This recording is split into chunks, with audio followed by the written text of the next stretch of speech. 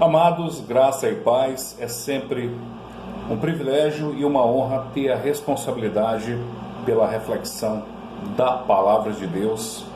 E hoje vamos refletir sobre um dos textos clássicos com grande significância espiritual, com muita profundidade em suas verdades reveladas. Estou me referindo ao conhecido texto do Salmo 23. Na passagem de hoje vamos refletir sobre os 3 primeiros versículos do Salmo 23, que diz assim: O Senhor é o meu pastor, nada me faltará. Ele me faz repousar em pastos verdejantes, leva-me para junto das águas de descanso. Refrigera-me a alma, guia-me pelas veredas da justiça, por amor do seu nome. O Salmo 23 é curto, é uma passagem fácil de memorizar e muitos cristãos têm o hábito de memorizar essa palavra, essa passagem. Mais do que decorar os versículos, o importante é que a nossa mente seja colonizada pelas verdades espirituais presentes nesse belíssimo texto.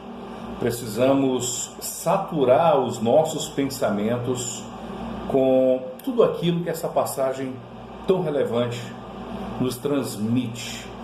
Aqui é um texto de autoria do rei Davi. Ele, que na juventude havia sido pastor das ovelhas do seu pai. E segundo o profeta Samuel, ele passou por grandes perigos, portanto, tentando defender as suas ovelhas. Entendia de perigos, entendia das dificuldades naturais que esse animal possui, e também sabia o que era dar a melhor proteção às ovelhas. Nesse salmo, ele usa a sua própria experiência de vida para dizer que Deus, o Senhor Deus, é o pastor perfeito, que protege os seus filhos, as suas ovelhas. Nós, como discípulos de Cristo, somos ovelhas do Senhor. E esse salmo tem uma capacidade de transformar a nossa vida de uma maneira radical e até revolucionária. Por isso, nós devemos sempre repetir a leitura com espírito de adoração e com uma forte disposição para refletir sobre esse salmo. O filósofo Ralph Waldo Emerson disse que o homem é aquilo em que ele pensa constantemente. Já Marco Aurélio afirmou que a vida do homem é o que seus pensamentos a fazem. Norman Vincent Peale disse: mude seus pensamentos e mudará o seu mundo. A Bíblia, em Provérbios 23:7, diz: porque como imagina em sua alma, assim ele é. Por essa razão, nós precisamos usar o Salmo 23 como uma fórmula para direcionar não só os nossos pensamentos, mas os nossos passos em nossa existência. E aqui nós vamos encontrar uma maneira correta, renovada de pensar, porque é uma passagem que renova a nossa mente, nos dá novos óculos para enxergar e passamos a ver a vida de um modo diferente, de acordo com as lentes que o Senhor nos concede. Mais do que memorizar esse salmo, que é importante, precisamos meditar nos pensamentos que esse salmo contém. O primeiro versículo fala: o Senhor é o meu pastor, nada me faltará. Então ele começa mostrando uma visão positiva da vida, uma visão que nos dá esperança para viver, nos enche de fé e nos enche de confiança em nossa caminhada. Essa é a ideia de um pastor. O pastor, ele cuida das suas ovelhas, ele tem amor, zelo, observa os detalhes, só quer o melhor e faz tudo o que é necessário, empreende todo o esforço possível para evitar os perigos para as suas ovelhas. Então, o Senhor é o meu pastor é uma ilustração muito rica da proteção que Deus nos concede. da imagem de um Deus protetor incomparável. Então, de fato, o Senhor é o nosso pastor. Nada me faltará. Durante a Segunda Guerra Mundial, ou mais precisamente no final da Segunda Guerra Mundial, os países aliados, vencedores da guerra, encontraram nos países que foram cenários dos conflitos várias crianças, em muitos casos já sem os pais, crianças que haviam perdido os pais, crianças que passaram 4, 5, 6 anos enfrentando os horrores da guerra, traumatizadas, inseguras, enfim. Essas crianças foram enviadas para abrigos e, mesmo assim, percebeu-se que elas tinham dificuldade para dormir. Psicólogos entraram em cena para descobrir o que acontecia. Depois de investigarem à procura de causas, descobriram que a experiência da fome era um dos principais fatores que impedia um sono tranquilo para cada uma daquelas crianças. E aí veio a ideia de dar a cada uma delas um pão, um pedaço de pão, antes delas dormirem. E aí elas passaram a dormir. Imagine uma situação de uma criança que passa anos sem saber se terá o alimento no dia seguinte. Essa experiência de não saber se irá comer no dia seguinte, e em muitos casos não comendo mesmo, manteve uma insegurança profundamente enraizada naqueles corações daqueles pequeninos. Então, quando os psicólogos passaram a dar um pedaço de pão e elas dormiam segurando aquele pão, elas tinham a certeza que agora tudo era diferente. No dia seguinte, elas teriam um alimento garantido. E mesmo que à noite elas desejassem comer um pedaço de pão, era dada a orientação para que elas não comessem aquele pedaço, para que mantivessem aquele pedaço para a manhã seguinte. Um outro pedaço de pão era dado para garantir a alimentação durante a noite. Elas passaram a ter segurança. É exatamente esse tipo de segurança que Davi transmite no Salmo 23. É a ideia de que Deus, ele garante, ele não só satisfaz as nossas necessidades, como ele nos dá garantias de que nossas necessidades serão todas supridas. Deus é a nossa provisão. E obviamente que nós podemos pensar em necessidades físicas, como o alimento, o vestuário, o nosso sustento no dia a dia, mas Deus, ele satisfaz muito mais as nossas necessidades espirituais do que propriamente as necessidades materiais. Porque o pão físico pode faltar, mas o pão mais importante é o pão vivo que desceu do céu. Portanto, Deus é a garantia da nossa provisão. Antes de Deus criar o homem e colocá-lo no Éden, ele já havia garantido a riqueza, a abundância nas coisas criadas para garantir o sustento do homem.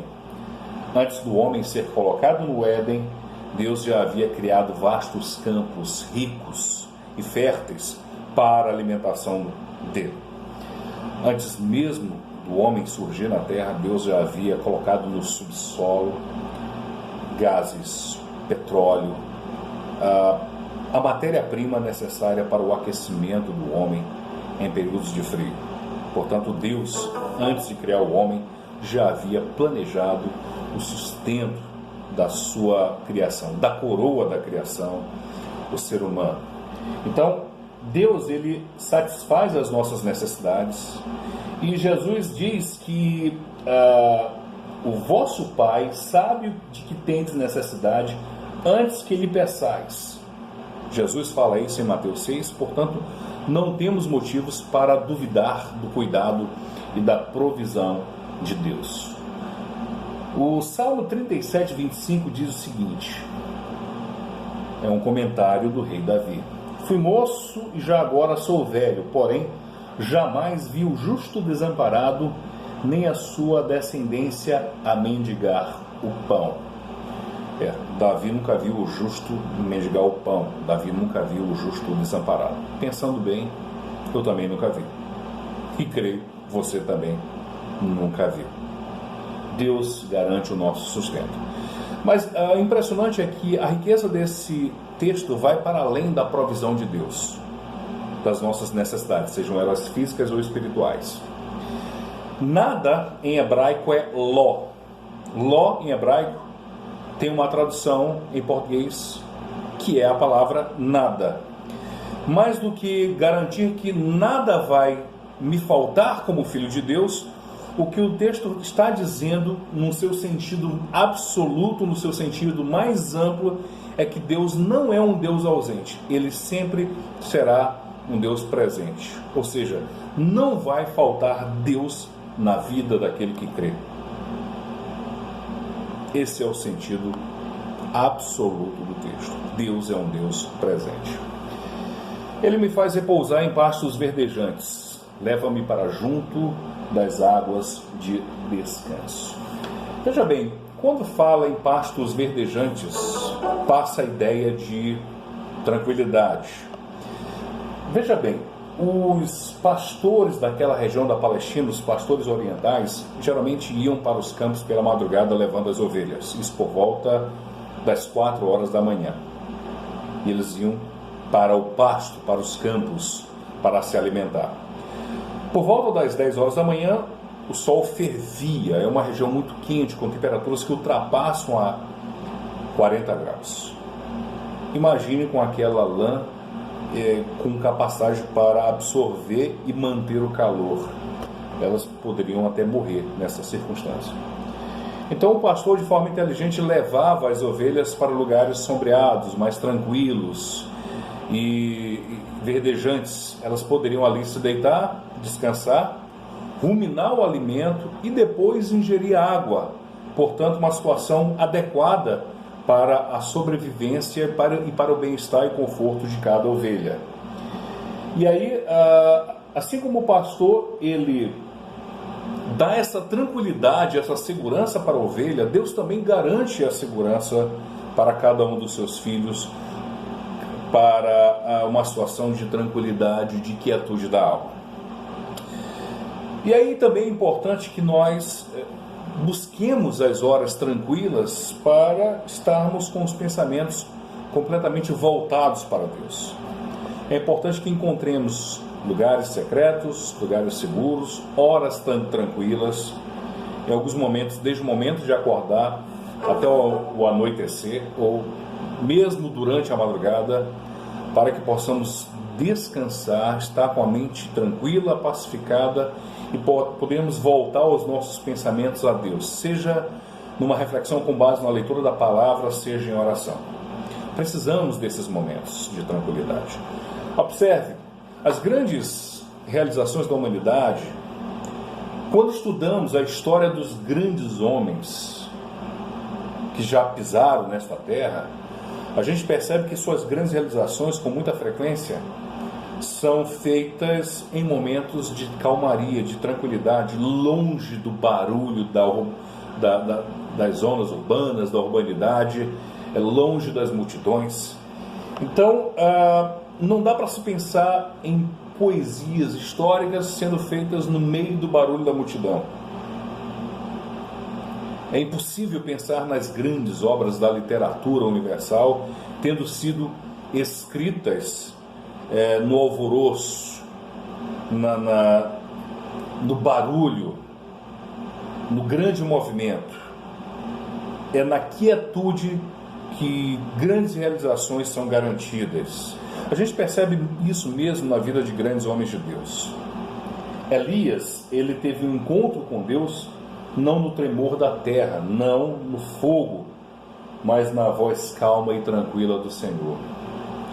Moisés também teve um encontro com Deus não quando estava no meio da multidão do povo de Israel após a saída do Egito, mas foi no Monte Sinai, em frente à sarça ardente, ele sozinho, no momento de grande tranquilidade e paz. Nós também podemos lembrar do exemplo do apóstolo Paulo, quando ainda era conhecido como Saulo de Tarso. Ele teve a visão celestial de Jesus no caminho para Damasco, quando já era escuro, com um pequeno grupo de pessoas, e podemos deduzir que era um momento de muita calmaria, propício, mais do que adequado para esse encontro com Jesus. Então precisamos encontrar esses momentos que nos garantam uma paz de espírito. É o momento da oração, é o momento da reflexão na palavra de Deus. O próprio Jesus Cristo nos deu exemplos. Ele se afastava para lugares isolados, para o monte, para orar, sem nenhum empecilho que tirasse a tranquilidade da alma. Precisamos seguir esse exemplo. E quando assim fazemos, Deus tira a nossa alma da tensão e de todo o esforço do dia e aperfeiçoa a nossa vida, nos dando beleza e paz interior. Muito bem. E aí, a próxima passagem diz que Deus nos leva para junto das águas de descanso. Pensando na ilustração das ovelhas, ora, as ovelhas não são animais que poderiam ser classificados como bons nadadores. Por isso as ovelhas evitavam águas turbulentas. Se a ovelha entrasse num rio com uma grande correnteza, aquela lã do seu corpo iria absorver todo o líquido e a ovelha encharcada iria afundar e morrer afogada. Os pastores, sabendo disso, sabendo que são animais bastante frágeis, evitava levar as ovelhas por lugares com correnteza, com águas mais turbulentas. E as ovelhas só bebiam água em lagos, em lugares com água parada, com água que garantia a segurança de todas elas. Não havendo isso, ele era capaz de chegar num riacho, fazer uma pequena represa com pedras e aí garantia a água para as suas ovelhas. Assim Deus também, Ele faz conosco. Ele sabe das nossas limitações, Deus sabe das nossas fraquezas e, portanto, jamais Ele vai exigir de nós qualquer coisa que esteja além das nossas capacidades, além das nossas habilidades, para muito além das nossas fraquezas. Então Deus, Ele agindo dessa forma, Ele nos garante também águas de descanso, águas tranquilas, mesmo quando tudo em volta está marcado pela turbulência. E aí temos que pensar em Deus como alguém que atende às nossas necessidades, também carregando as nossas cargas. Ele tira o peso dos nossos ombros, aquele peso que não podemos suportar, e carrega para nós. Esse é o significado de águas tranquilas, águas de descanso, de acordo com a tradução. E nessas circunstâncias, Deus acaba nos dando um grande senso de segurança e de confiança nele. O Salmo 121, 3 e 4 diz: Ele não permitirá que teus pés vacilem, não dormitará aquele que te guarda. É certo que não dormita nem dorme o guarda de Israel. Então, tente imaginar um lago tranquilo, cercado de uma bela paisagem. Geralmente paisagens naturais nos trazem quietude para a alma, uma paz de espírito, e são ainda assim ilustrações imperfeitas do que Deus provoca em nosso ser, em nossa alma, em nossa vida. Pensemos na famosa canção do reformador Martim Lutero, Castelo Forte, que diz: Castelo forte é nosso Deus, espada e bom escudo, com seu poder defende os seus em todo transe agudo. E à medida que saturarmos a nossa mente com as verdades do Salmo 23, nós vamos adquirir, como as ovelhas, uma sensação de segurança que só Deus pode proporcionar. Refrigera minha alma, guia-me pelas veredas da justiça, por amor de seu nome. A ideia de refrigério é a ideia de restauração da alma. Veja bem, todos nós vivemos os nossos conflitos, as nossas lutas, as tempestades da existência, os incêndios que abalam as nossas estruturas.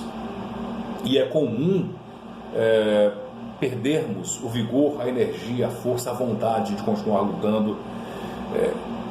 É uma experiência que praticamente todo ser humano tem em algum momento da vida. Um momento em que as energias parecem se esgotar. E aí Deus, ele tem essa capacidade de renovar a nossa energia a partir da renovação da confiança. Ele renova o nosso espírito, ele nos dá um novo incentivo espiritual, ele nos dá uma nova adrenalina espiritual, e aí passamos a estar dispostos a lutar, porque sabe que Deus está conosco, cuidando de nós, nos conduzindo nessa batalha. Mesmo quando enfrentamos pecados, e o pecado tem o poder de nos esgotar, a partir do arrependimento, Deus, ele restaura a alma, ele refrigera a alma e nos dá um novo ânimo, né? Lembre-se, quando Deus fez o homem, soprou nele o fôlego de vida, soprou nas narinas e transferiu a sua vida. A vida de Deus passou a habitar no homem. No sentido espiritual, refrigerar a alma do homem é isso, é Deus soprando a sua vida em nosso ser de tal forma que a gente encontra novas forças e condições para continuar na caminhada cristã. Guia-me pelas veredas da justiça por amor do seu nome. Ora, todos nós, como as ovelhas, encontramos dificuldades na vida, alternativas, vários caminhos e uma dificuldade para decidir. Entre tantas opções, qual caminho seguir? As ovelhas não são animais muito seguros. Primeiro, elas têm uma dependência muito grande do pastor, porque possuem uma visão limitada. As ovelhas não são capazes de enxergar a distância. A visão delas é boa, digamos assim, no máximo até 8 ou 10 metros. A partir disso, ela não tem uma visão ampla. Então, o pastor, sabendo disso, tem todo o cuidado para conduzi-la, evitando que ela ande por caminhos perigosos, ainda mais na Palestina dos tempos de Davi, né? Naquela região que hoje nós conhecemos como Palestina, havia trilhas rochosas, enfim, caminhos estreitos, e as ovelhas poderiam cair de grandes alturas e morrer. Então, elas andavam em fila e sempre guiadas pelo pastor. A presença dele garantia a segurança delas, das ovelhas. Então, quando Deus nos guia pelas veredas da justiça por amor do seu nome, primeiro é porque Ele nos garante nos conduzir pelos caminhos corretos, e os caminhos dele são os caminhos de justiça. Então, em Deus nós vamos encontrar esse senso de direção, essa bússola que, seguindo apenas os recursos humanos, não vamos encontrar. Ainda mais quando se trata de um caminho espiritual. Davi é um grande exemplo. Cometeu pecado, perdeu-se, sofreu as consequências por isso, perdeu até o bebê por ter cometido um pecado horroroso, arrependeu-se, a sua alma foi restaurada, recebeu o refrigério de Deus e ele passou a ser chamado de justo, embora tenha cometido absurdos. E aí o restante da vida dele mostrou alguém que se reencontrou com Deus e em Deus encontrou o caminho correto, o caminho que leva sempre para a bênção do Senhor. Então, lembre-se disso, em Deus nós podemos encontrar, e somente nele, essa vereda da justiça. Podemos dizer para Deus, guia-nos, Senhor, e Ele sempre vai à frente. No deserto, durante o dia, Deus ia à frente do povo de Israel numa nuvem, para também garantir não só a direção, mas a proteção contra o calor. Durante a noite, uma coluna de fogo que também dava o caminho a seguir, mas que também garantia o aquecimento durante o frio do deserto. Deus representa tudo isso. Então lembre-se, na batalha da vida, na luta cristã, e Deus não nos prometeu um mar de rosas, também teríamos tribulações, aflições, perseguições, mas garantiu que estaria conosco. Lembre-se, olhando para o povo de Israel, Deus segue sempre à frente da nossa vida, nos conduzindo para a terra prometida. Essa é a grande lição do Salmo 23. Eu quero encerrar com uma oração. Pai, muito obrigado pelas verdades desse Salmo, verdades que são sempre atuais, que esta reflexão seja um refrigério para a nossa alma. Para aqueles que acompanham esta reflexão, que se sentem perdidos, sem saber que caminho ou que direção seguir, que estão inseguros, intranquilos, com a mente confusa, que esse salmo se torne realidade em cada um deles, para que eles passem a ter fé, segurança, acreditando na tua provisão, sabendo que ela é garantida e sabendo que tu amas os teus filhos e sempre vai nos conduzir para aquilo que é melhor para cada um de nós. Obrigado pelo Salmo 23 e que ele se torne uma realidade profundamente enraizada em nós e que gere frutos em nossa vida. Nós oramos em nome de Jesus. Amém. Obrigado, amado, amada, por acompanhar esta reflexão, que estes princípios criem raízes sólidas na tua vida e transforme a forma de ver o mundo, que você veja sempre pelas lentes da fé. Em nome de Jesus, Deus abençoe.